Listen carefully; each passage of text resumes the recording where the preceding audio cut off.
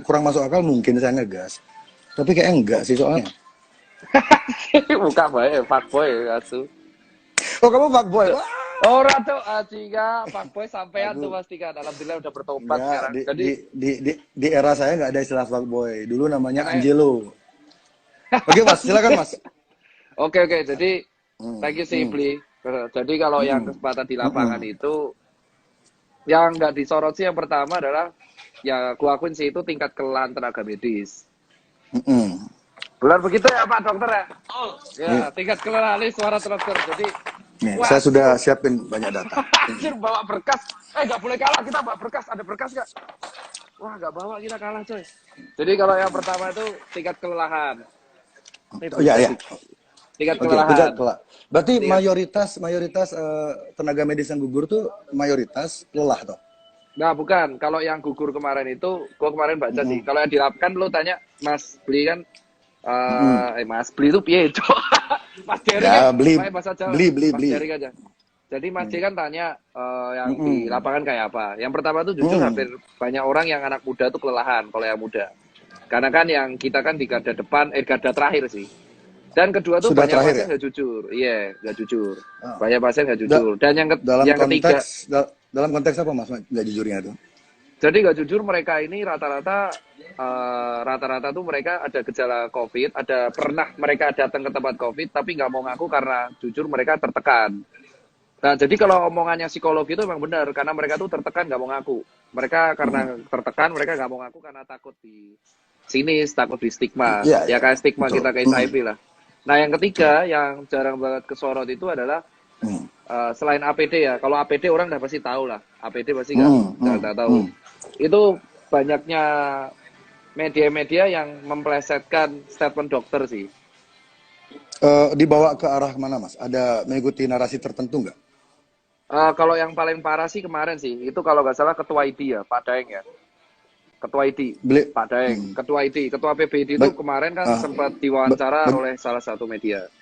Bagaimana bentuk distorsi informasi yang nyampe ke publiknya? Coba Kalau dijelaskan. pada waktu itu sih, kalau nggak salah ketua PBD kemarin Dokter Daeng itu mengatakan, kalau nggak salah ya, itu dia mengatakan kalau tes massal itu nanti yang kemungkinan kecek itu akan banyak, jadi hasilnya bisa meningkat.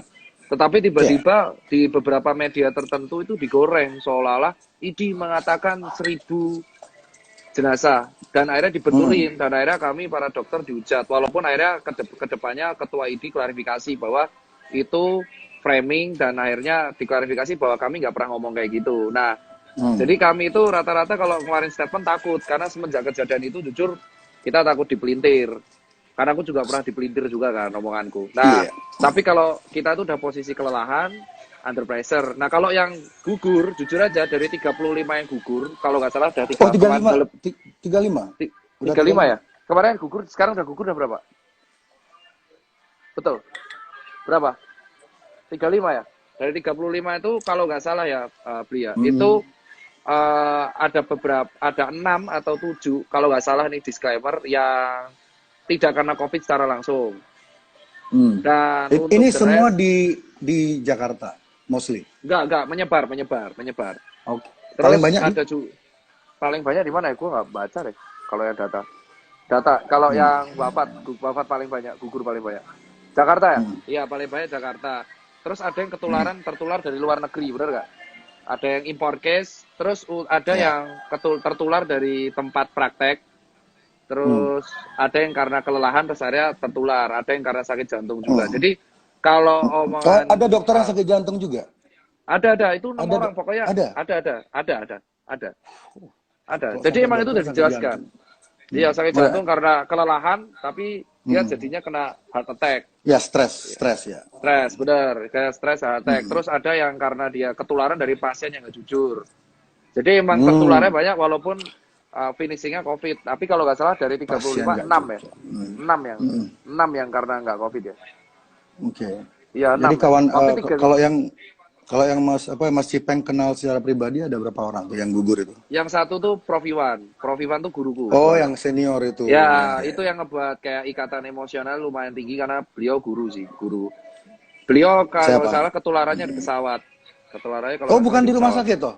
Bukan di Kalau rumah nggak sakit? salah kalau Prof Iwan itu dia non klinisi Mas, jadi dia peneliti obat. Oke, Oh 25, oke. 25 bukan 35 ya? Oh Mas revisi Mas, yang wafat 25 Mas Oh, kalau kan dokter. Kalau menurut 35 tuh nggak sama 35 sama apa? Oh kalau 35 itu tenaga medis, kalau dokter 25.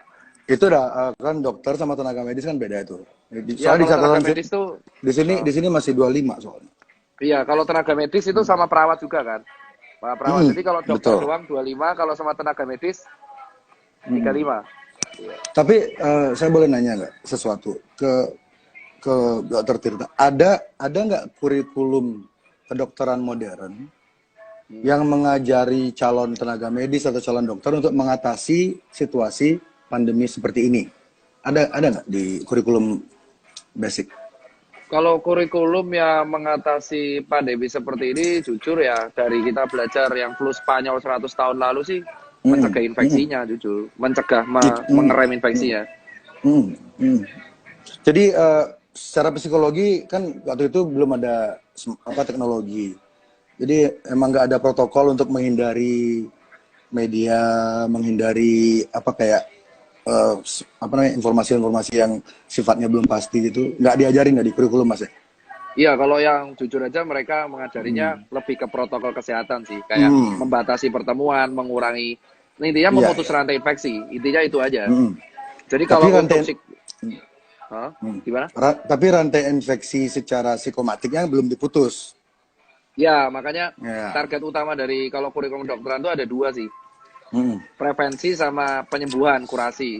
Kurasinya yang hadapi garda terakhir kan, yang Hmm. di IGD, yang di ruang isolasi. Nah, untuk sisanya prevensi dan edukasi. Nah, untuk garda prevensi Hmm. edukasi itu pemutusan infeksi, maka ada physical distancing dan kawan-kawannya.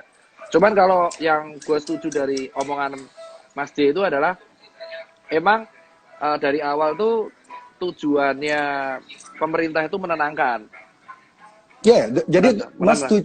Mas setuju nggak kalau Dokter Terawan itu di awal itu sebenarnya move-nya dia tuh tepat atau tidak menurut Mas Ipeng? Di awal dia mengatakan tuh menenangkan Iya. masyarakat. Mm-mm. Tujuannya, Mm-mm. walaupun ada Mm-mm. beberapa statement beliau yang mungkin entah dipelintir media atau mungkin cara ngomongnya salah, itu diterimanya Kalau salah. dipelintir sudah pasti, kalau dipelintir sudah pasti ya. Kita berdua Iya, sudah tahu kan media Indonesia.